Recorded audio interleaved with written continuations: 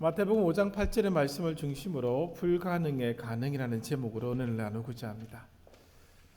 행복한 사람이 어떤 사람이 행복한 사람일까? 칼빈이 행복한 사람에 관해서 한 말이 있다고 합니다. 대부분의 사람들은 괴로움이 없고 원하는 것을 모두 얻고 즐겁고 쉬운 삶을 사는 사람이 행복한 사람이라고 생각을 한다라고 하는 것이죠. 그러나 칼빈의 생각은 다릅니다. 진정한 행복은 현재의 감정 상태에 관한 것이 아니다라고 말하고 있습니다. 지금의 현재의 감정 상태에 따라서 내가 행복하거나 불행하거나라고 하지 않다라고 하는 것이죠. 우리는 자꾸 지금 우리가 처해져 있는 삶의 정황에 따라서 행복하다라고 생각하고 또 행복하지 않다라고 생각을 한다는 것입니다.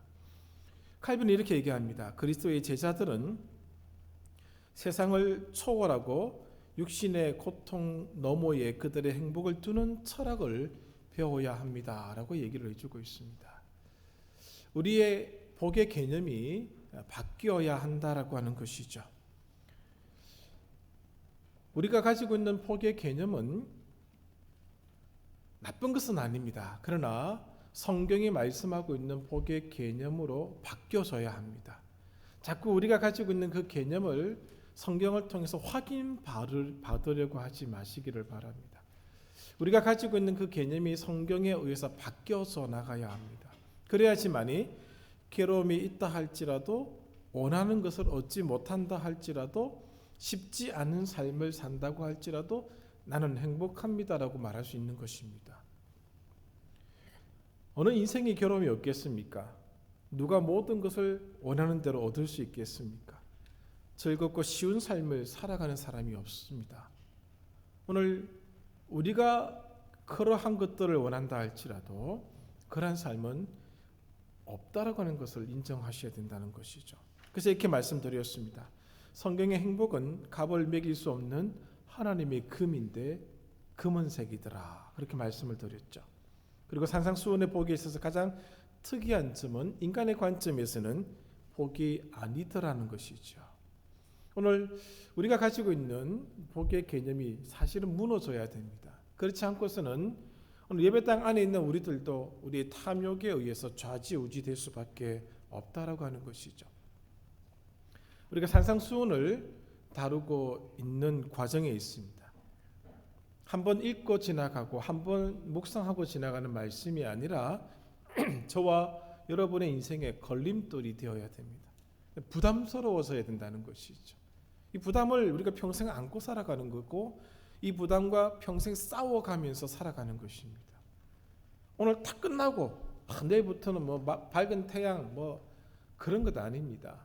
여전히 전쟁 가운데서 오늘 우리의 자아와 싸워나가는 그런 전투가 계속될 것입니다. 성경을 읽고 묵상할 때마다 이 점을 잊지 않는다면 신앙의 성숙은 더 깊어지게 될 것입니다. 본문으로 들어가 보도록 하겠습니다. 성경에는 난제가 참 많습니다. 난제 중에 가장 잘 알려져 있는 난제가 무엇인가 하면 베드로전서 3장 19절입니다. 이렇게 기록하고 있죠. 또 그가 또한 영으로 가서 옥에 있는 영들에게 선포하시니라. 영으로 가서 옥에 있는 영들에게 선포하시니라. 이 본문이 굉장히 어렵습니다. 난제입니다. 어떻게 풀어야 될지가 잘 모르는 그런 구절이죠. 이것뿐만 아니라 성경에 난제가 굉장히 많이 있죠. 하나님이 100% 이쪽 편을 말씀하시기도 하고 또 똑같은 무게로 100% 이쪽 편도 말씀하시기도 합니다. 지금도 복음이냐 행위냐의 그 믿음이냐 행위냐의 문제가 굉장히 심오하게 다뤄지고 있는 이유도 바로 거기 있는 것이죠. 행위로는 절대로 구원을 얻을 수 없습니다. 맞는 얘기입니다. 그러나 행위는 오늘 우리의 심판을 가져온다는 사실을 성경은 분명하게 말씀하고 있다는 것이죠. 이렇듯 오늘 우리가 함께 봉독했던 이 마태복음 5장 8절 이 말씀도 난제입니다. 언뜻 보면은 뭐가 난제지라는 생각이 드실 수 있겠습니다만은 난제에 속하는 것이죠. 산상수훈을 전한 마틴 로이 존스 목사님의 글을 보면은 이 구절만큼 어려운 구절이 없다라고 말씀하고 있을 만큼 이 구절은 어려운 말씀이라는 것이죠. 왜냐하면 이것이 과연 가능한가라는 것이죠. 첫 번째, 마음이 청결한 자가 있을 수 있느냐? 두 번째, 하나님을 볼 수 있느냐는 것이죠. 하나님의 종 모세를 제외하면 하나님을 대면한 사람이 없습니다. 인간이 하나님을 대면하면 죽음입니다. 그 거룩한 존재 앞에 거룩하지 않는 우리 존재는 설 수가 없는 것이죠. 감히 하나님을 만나게 해달라고 그런 기도는 하셔서는 안 됩니다. 정말 나타나시면 감당할 수가 없는 것이죠. 성경은 하나님과 교제하는 방법, 그 관계를 유지하는 방법을 레위기를 통해서 보여주고 계십니다. 대제사장도 1년에 한 번 지성소로 들어갑니다. 들어갈 때에 그 지성소 안을 그 연기로 자욱하게 만들어 버립니다. 하나님이 인간의 죄를 보시지 못하도록 막는 장치입니다. 그만큼 인간은 하나님 앞에 설 수 없는 존재라는 것을 보여주고 있는 것이죠. 그리고 대제사장도 그곳에 들어가서는 그의 거룩함을 유지하기 위해서 굉장히 애를 씁니다. 목숨을 걸고 들어가는 것이죠. 그의 발에는 끈으로 발을 묶어 놓은 것이 있습니다. 그 안에서 죽어버리면 끄집어내야 되죠. 아무나 함부로 들어갈 수 없는 장소이기 때문에 그렇게 묶은 상태로 그가 그의 직무를 감당하게 되어 있습니다. 하나님 앞에서의 행동이 얼마나 두려운지를 보여주고 있는 장면이죠. 그런데 본문을 보시면은 너무 쉽게 하나님을 볼 수 있는 것처럼 지금 말씀하고 있더라는 것이죠. 마음이 청결한 자는 복이 있나니 그들이 하나님을 볼 것이며, 이 말씀에 오늘 우리의 마음이 흔들리고 이 말씀 앞에 오늘 우리가 두려움을 가지고 그런 느낌을 가지신 적이 전혀 없지 않습니까? 그만큼 쉽게 읽고 넘어갔던 그런 말씀들인데 오늘 이 말씀이 난제라는 것이죠. 사람이 하나님을 볼 수 있다는 거, 본다는 거, 만날 수 있다고 하는 것은 인간이 누릴 수 있는 복 중에 최고입니다. 인간의 힘으로 할 수 없는 것이 주어졌기에 오늘 인간이 누릴 수 있는 최고의 복이라는 것이죠. 그런데 문제는 우리들 중에 하나님을 직접적으로 만날 수 있을 만큼 마음이 청결한 분이 계십니까? 라고 할 때에 감히 답변할 수 없다는 것이죠. 예레미야 17장 9절의 말씀 잘 알고 계시죠? 만물보다 거짓되고 심히 부패한 것은 마음이라. 누가 능히 이를 알리요. 창세기 6장부터 9장을 보시면은 하나님이 진노하셔서 물로 인간을 심판하는 장면이 나옵니다. 오죽하셨으면 하나님이 만드신 피조물을 그렇게 하셨겠습니까? 그만큼 인간의 마음은 심히 부패한 그런 상태에 놓여져 있다라고 하는 것이죠. 그런데 인간 스스로가 그의 마음을 깨끗하게 하여서 하나님을 뵙는다고 하는 거 불가능하다는 것이죠. 저의 마음을 여러분들 다 모르실 것입니다. 저도 여러분들의 마음을 다 모릅니다. 그러나 그 마음이 고스란히 다 열린다고 생각해 보십시오. 다른 사람 앞에 내가 갖고 있던 마음이 다 보여진다고 생각해 보십시오. 이 자리에 앉아 있을 수가 없을 것입니다. 그렇다면 이 불가능한 일이 왜 가능하다고 하나님은 지금 말씀하고 있느냐라고 하는 것이죠. 이것이 거짓말이 아니라면은 오늘 이것이 가능해져야 한다는 것입니다. 그리고 거짓말이 아니라면은 오늘 이렇게 말씀하시는 이유가 있다는 것이죠. 그것을 찾아야 되는 것이 오늘 우리의 숙제가 되는 것입니다. 이 문제를 풀기 위해서 먼저 마음이 무엇인가부터 시작을 해야 됩니다. 물론 이 마음을 설명해낼 수 있는 길도 참 어렵습니다. 마음은 인간의 감정, 지성, 의지의 근본이 되는 것이 마음이라고 알려져 있습니다. 그리고 인간을 인간답게 만드는 그 어떤 것이죠. 인간의 움직임의 근원이 되는 그것을 마음이라고 얘기를 해주고 있습니다. 그래서 감정보다 의지보다 지식보다 더 큰 것이 마음입니다. 모든 걸 포함할 수 있다라고 하는 것이죠. 신명기 6장 5절에 너는 마음을 다하라. 뭘 다하라는 것입니까? 힘을 다하는 것, 뜻을 다하는 건 알겠습니다만 마음을 다하라고 하는 것이 무엇을 다하고 하는 것인가? 중심 혹은 충, 성실, 그런 것들로 설명을 어느 정도 해낼 수 있겠습니다만은 그 마음이라고 하는 것이 정확하게 이것이다라고 얘기하기가 굉장히 어렵다는 것이죠. 어쨌든 인간의 모든 것, 인간을 지탱하고 인간을 구성하는 모든 것의 근간이 되는 것이 마음이다라고 말씀을 드릴 수 있겠습니다. 그것이 깨끗해야지만이, 청결한 상태에 있어야지만이 하나님을 볼 수 있다는 것이죠. 그래야 그 사람이 복된 자가 되는 것입니다. 그 다음에 이 청결하다 혹은 정결하다라고 하는 이 표현은 흠과 티가 없는 순수함 혹은 거룩함을 말한다고 합니다. 우리가 이미 배워서 잘 알고 있습니다. 구약 성경의 거룩은, 정결은 외형적 정결이 우선되고 있습니다. 지난주에 다루었던 강도 만난 자의 사건을 기억하십니다. 한 레위인, 한 제사장이 강도 만난 자를 보고 도망갔습니다. 그럴 수밖에 없는 입장에 있다라고 말씀을 드렸죠. 그가 만약에 죽었더라면 그 사람을 만지는 순간 이 레위인과 제사장은 부정하게 됩니다. 부정해지면 하나님의 일을 감당할 수가 없습니다. 격리 상태로 들어가야 됩니다. 자기에게 맡겨진 이 제사장의 직분, 레위인의 직무를 감당할 수가 없는 거예요. 부정해졌기 때문에 그런 것이죠. 이것이 구약의 거룩의 개념입니다. 그래서 피해가야 됩니다.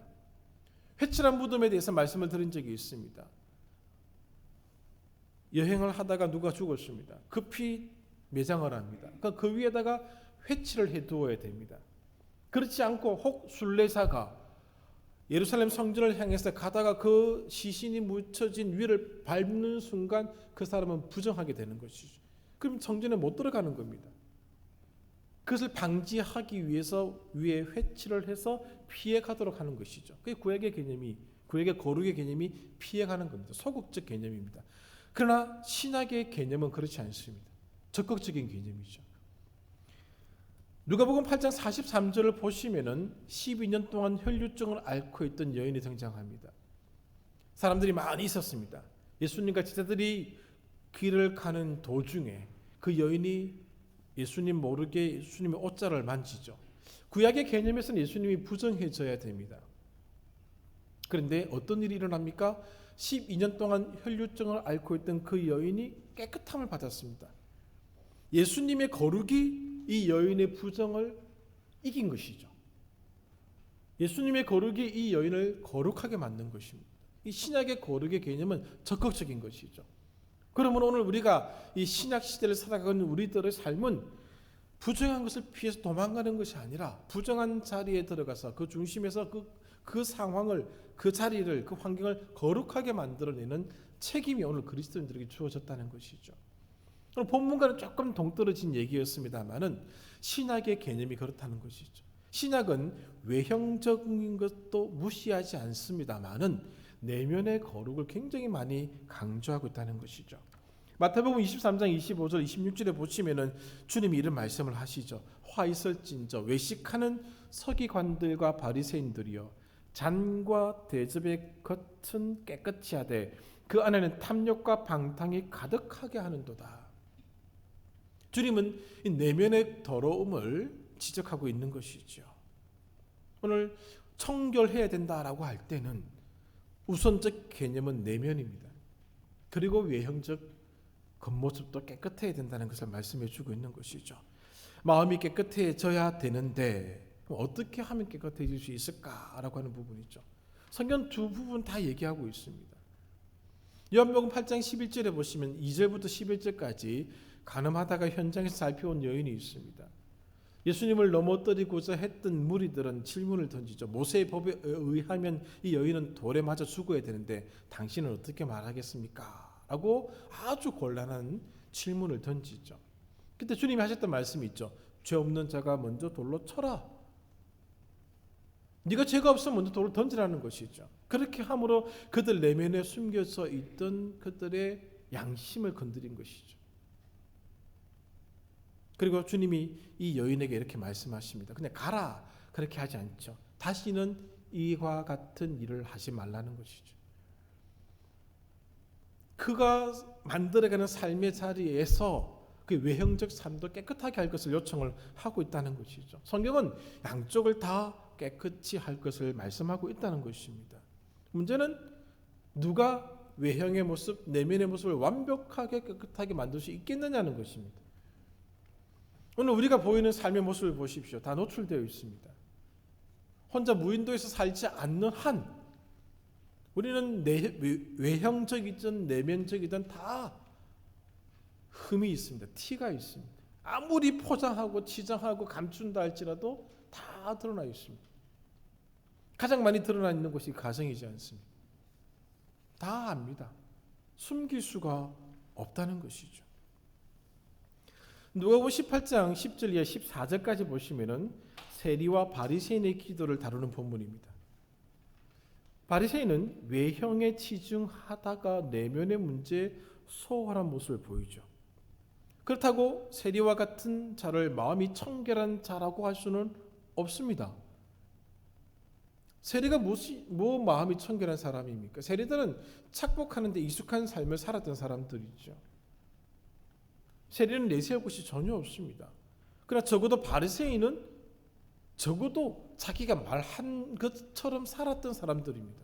노력을 했던 사람들이죠. 정말 뼈를 깎는 삶을 살았던 사람들이 바리새인들입니다. 그런데 주님이 누구의 기도를 들으시죠? 세리의 기도를 들으셨습니다. 이해할 수 없지 않습니까? 이해가 되지 않는 본문입니다. 그렇다면 우리는 세리처럼 살다가 세리처럼 기도하면 주님이 들어주시는가 우리의 기도를? 그건 또 아니지 않습니까? 누가복음 15장 1절과 2절을 보시면은 누가복음 15장을 이해하게끔 하는 아주 중요한 구절이 있습니다. 200마리의 양의 비유가 이 이후에 나타나고 10개의 데나리온 두 아들의 비유가 이 이후에 나타나는 것이죠.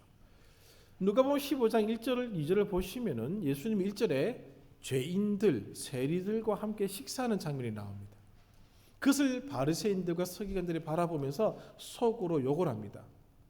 저가 왜 죄인들과 함께 음식을 먹느냐라고 욕을 하고 있습니다. 수근거리고 있는 것이죠. 주님이 만나주는 사람들이 있는데 죄인을 만나주시고 세리를 만나주셨습니다. 이 세리와 죄인들의 눈에는 주님이 보였지만은 바리새인들과 서기관들의 눈에는 주님이 보이지 않았습니다. 들판의 목자들이 아기 예수님을 만납니다. 그러나 헤롯 궁궐에 있던 왕과 그의 신하들은 아기 예수를 보지 못합니다. 동방의 박사들은 아기 예수를 보았습니다.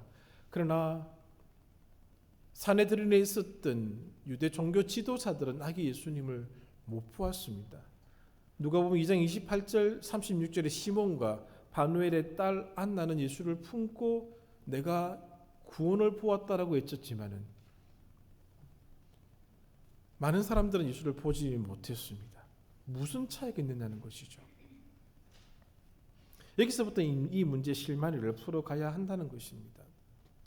세리는 자기가 죄인이라는 사실을 알았습니다. 머리 쳐들고 기도할 수 없는 존재라는 것을 알고 있었습니다. 하늘을 향하여 내가 이렇게 살아왔습니다라고 얘기할 수 없는 삶이 자기의 삶이라는 것을 알았던 사람입니다. 바리새인은 그렇지 않았습니다. 자기의 의가 자기를 못 보게 만든 것이죠. 자기를 보는 눈을 빼앗아간 것입니다. 그러니까 세리는 자기의 삶이 자기의 양심을 찔렀고 자기를 바라볼 수 있는 눈을 주었던 것이죠. 톨스토이의 인생의 길이라는 이 글에 이런 내용이 나옵니다. 어느 두 여인이 한 노인을 찾아갑니다. 가르침을 받기 위해서 찾아갔습니다. 한 여인은 자신이 젊었을 때 남편을 바꾼 일에 대해서 괴로워하면서 자기를 용서할 수 없는 큰 죄인으로 여기고 평생을 살아왔었습니다.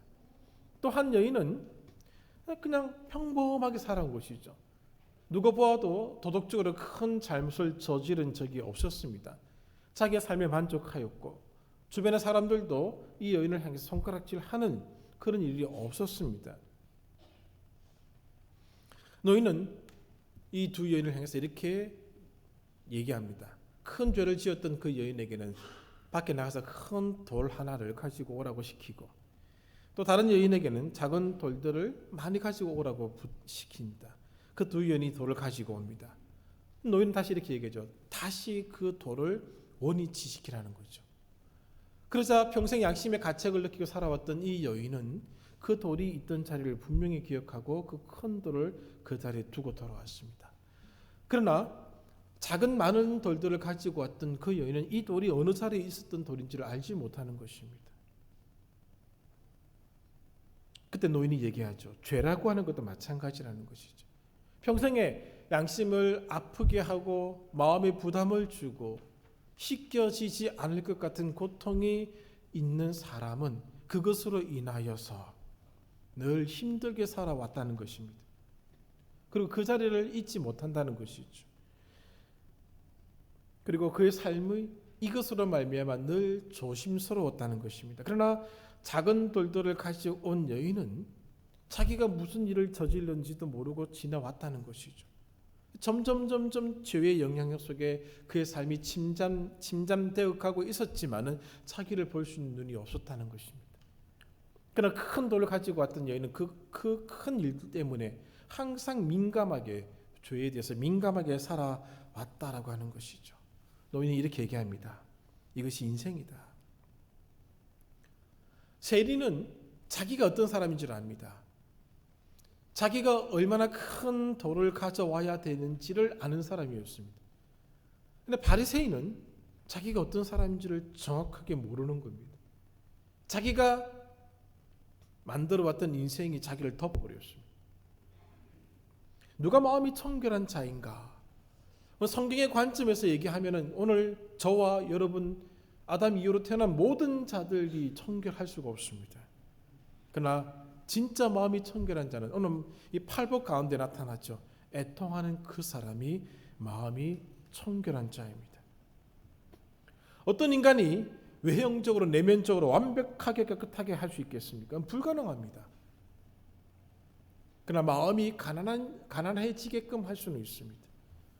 오늘 내가 만든 삶의 그 불일치 때문에 고통스러워하고 애통할 수 있다는 것이죠. 세리처럼. 그리고 나의 이런 모습 때문에 오늘 내 눈에 보이는 또 마음의 상처받은 자를 향하여 긍휼을 베풀 수 있다는 것입니다. 오늘 우리가 스스로 반듯하게 살아왔다는 사람들은 다른 사람을 향하여 다 그런 것은 아니겠습니다만은 쉽게 판단합니다. 그러나 자기가 감당할 수 없을 것 같은 큰 죄책감을 가지고 있는 사람들은 남을 향하여 함부로 얘기하지 않습니다. 그 사람의 모습에서 자기가 보이기 때문에 그런 것이죠. 예수님께서 만나준 사람들의 특징이 성경에 몇 군데 나타납니다. 누가복음 5장 8절에 베드로를 보십시오. 베드로가 주님을 만납니다. 그의 일성이 이것이죠. 주여 나를 떠나십시오. 왜냐하면 나는 죄인입니다. 자기가 죄인이라는 사실을 알고 있었습니다. 마가복음 10장에 등장하는 이 부자 청년은 자기가 죄인이라는 사실을 모릅니다. 자기가 완벽한 삶을 사는 사람이라고 얘기를 하고 있습니다. 자기의 인생을 인정받고 싶은 모습으로 그를 찾아온 것이 있죠. 그러나 베드로는 그런 사람이 아닙니다. 자기가 보아도 친구들이 보아도 누가 보든지 간에 자기는 죄인입니다. 요한복음 4장에 나타난 사마리아 여인, 수가성의 여인을 생각해 보십시오. 사람의 낯을 피하여 나타날 수밖에 없는 그런 사람이었습니다. 그 예수님을 만납니다. 예수님이 그의 내면을 끄집어내시죠. 그가 어떤 사람인지를 보여주셨습니다. 도망가지 않습니다. 자기의 모습을 인정하고 드러냅니다. 자기가 죄인인 줄 아는 사람들을 주님이 만나주셨다는 것이죠. 누가복음 15장 1절에 나타나는 이 죄인들, 세리라고 불렸던 그 사람들은 자기가 죄인이라는 사실을 알고 있습니다. 그러니까 누가복음 15장 2절에 나타난 바리새인과 서기관들은 자기가 죄인이 아니라고 생각하는 사람들이죠. 그 사람들은 마음이 청결해질 수가 없습니다. 그러나 자기가 죄인이라는 사실을 아는 자들은 하나님의 긍휼을 덧입어서 청결해질 수 있다는 것이죠. 요한복음 8장 2절 이하에 나오는 그 음행한 여인, 감히 어떻게 머리를 들겠습니까? 빼도 박도 못하죠. 현장에서 붙잡혀 왔습니다. 변명할 수 있는 여지가 아무것도 없습니다. 그냥 그저 예수님이 내려주는 그 내용 그대로 받아들여야 될 상황에 처해 있는 것이죠. 돌을 던지십시오 하면 돌을 던지는 것, 받아들여야 되는 것이죠. 그 고통을 주님이 아셨던 것 같습니다. 이제 우리는 우리의 가면, 위선, 외식을 벗을 때가 되었습니다. 주님 앞에서 감춰줄 수가 없죠. 심지어는 우리 친구들, 가족들 앞에서도 감춰줄 수가 없는 것이죠. 부산을 혹시 여행하시는 분들은 서면이라는 곳에 가지 마십시오. 제 친구들이 있습니다. 혹시 만나면 저를 다 얘기하면 저는 곤란해집니다. 그렇죠. 평생을 아는 친구들이 저를 모르겠습니까? 오늘 우리의 감춰진 모습이 더 많습니다. 저도 그렇고 여러분들도 그렇죠. 다 까발려진다 한번 생각해 보십시오. 얼마나 부끄럽겠습니까? 문제는 그것이 드러나느냐 드러나지 않느냐의 문제가 아니라 오늘 나의 그런 모습을 바라보면서 내가 죄인이라는 사실을 인정하느냐 인정하지 않느냐에 있다는 것이죠. 그걸 인정하는 자는 청결해질 가능성이 있고 주님을 볼 수 있는 가능성이 열린다는 것입니다. 갈라디아서를 연구한 어떤 신학자가 이 책의 주제를 위선이라고 정했습니다. 외식이라는 거죠. 이 갈라디아서 안에는 복음과 믿음과 행위에 관계된, 복음과 율법에 관계된 아주 치열한 논쟁이 들어가 있는 책입니다. 이런 논쟁이 일어난 그 이면에 무엇이 깔려 있었는지를 이 신학자가 본 것이죠. 위선이라는 것이죠. 유대인들의 위선, 그리스도인들의 위선을 본 것입니다. 우리는 마음이 가난해지기 위해서 살았던 사람들이 아닙니다. 부유해지기 위해서 살았던 사람들이죠. 나를 향한 애통함이 있었던 적이 언제였습니까? 세상살이 바쁘다고 나를 향한 오늘 주님의 말씀에 찔림을 받았던 그 모습에 대해서 애통했던 적이 언제 있는가? 기도할 때 세리와 같은 모습이 언제였던지를 생각해 볼 필요가 있습니다. 우리 세리처럼 기도하기보다는 무엇인가를 자꾸 달라고만 하고 있지 않습니까? 무언가가 채워져야만 한다고 요구하고 있습니다. 괴로움이 없어야 된다고 얘기합니다. 원하는 것은 모두 주셔야 된다고 외치고 있습니다. 즐겁고 쉬운 삶을 살게 해달라고 습관적으로 요구하는 기도의 버릇이 있습니다. 칼빈은 그것은 행복한 사람의 모습이 아니다라고 얘기하고 있는 것이죠. 안타깝게도 바리새인들은 철저하게 삶을 만들었습니다마는 자신에 대한 가난과 애통과 긍휼히 여기는 마음이 없었습니다. 그래서 자신을 보지 못한 것입니다.